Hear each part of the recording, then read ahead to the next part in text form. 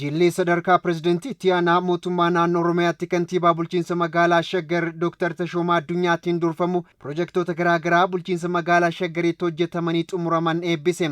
Pirojektoonni kunneen tajaajila hawaasummaa hunda galeessaa kan kennan yoo ta'an kutaalee magaalaa Afurii, Galaan Guddaa fi Sabbataatti hojjetamaniitu guyyaa irraa eebbifamuun tajaajilaaf banaa kan taasifamani. Kantiibaan bulchiinsa magaalaa Shaggar Dr. Tashoomaa Addunyaan pirojektoonni ijaaraman kunneen tajaajila hawaasummaa jiraattota magaalaa Shaggar madaaluu kennuu fi fayyadamummaa hawaasaa mirkaneessuuf kaayyeeffame kan hojjetamanidha jedhaniiru.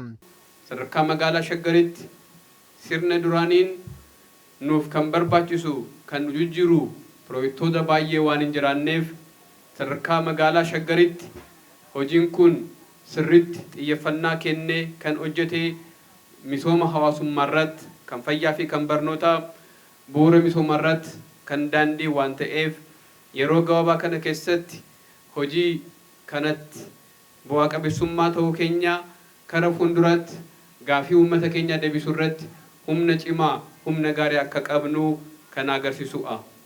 Kun kan agarsiisu erga Shaggar hundaa'e booda pirojektoonni yeroo gabaabaa keessatti akka uuman kan goone qofa odoo hin taane pirojektii qulqullina isaa kan eege hojjannee fayyadamummaa uummata keenyaa dabaluu dandeenyeerraa carraa kanaan jiraattonni magaalaa Shaggar baga gammanne jechuun barbaada. Kaayyoo hundeeffama magaalaa Shaggar galmaan ga'uuf ijaarsi bu'uuraalee misoomaa bulchiinsa magaalichatti raawwatamu kan itti fufu ta'us Dr. Tashoomaa Addunyaan eeraniiru.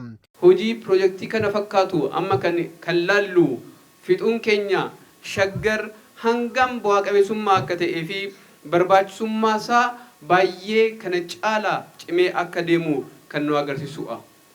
Erga hojii jalqabne yeroo muraasaa yoo ta'e illee bara itti aanutti hojii gurguddaa karoora keessatti galchinee deemaa akka jirru uummanni keenya beekuu qaba. Akka fakkeenyaatti misooma qonnaa haala addaatiin hojjechuu, misooma barnootaa babal'isuu fi guddisuu, misooma daandii, misooma investimentii fi dhiyeessii manarratti hojjechuuf karoora guddaa qopheessinee qophii keenya fixuu keenya carraa kanaan ibsuun barbaada.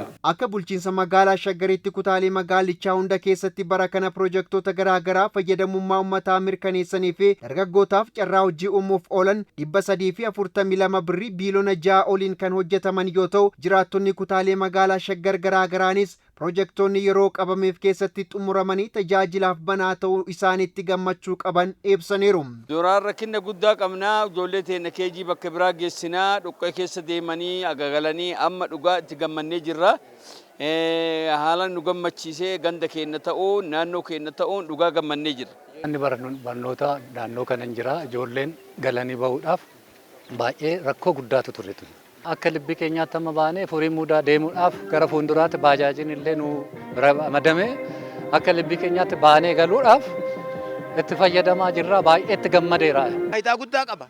As keessaa injineerri ba'a, as keessaa doktoriin ba'a, as keessaa beekaan ba'a, as keessaa hayyuun ba'a. Waliigala waan ijaarameef mootummaan ammoo deeggarsa guddaa uummataa waan godhaa jiruuf uummata cinaa dhaabatee mootummaan waan hojjetaa jiru mootummaan illee uummanni illee mootummaa cinaa hiriiree deeggaraa waan jiruuf ani kana ibsa. Dhugaa dubbachuuf yaalli naannoo kanaa baanee galuu illee hin dandeenyu ture. Amma immoo daandiin nu hojjetame kun baay'ee nuti gammachiiseera irra.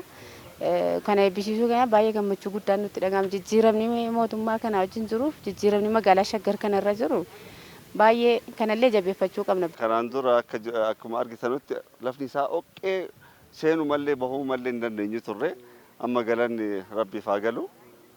Akka gaariitti jira. An dhibames itti tajaajilamaa deebisee immoo kan deessu dhumti teenyallee itti nu deessi baay'isee kan gammachuu guddaan qaba.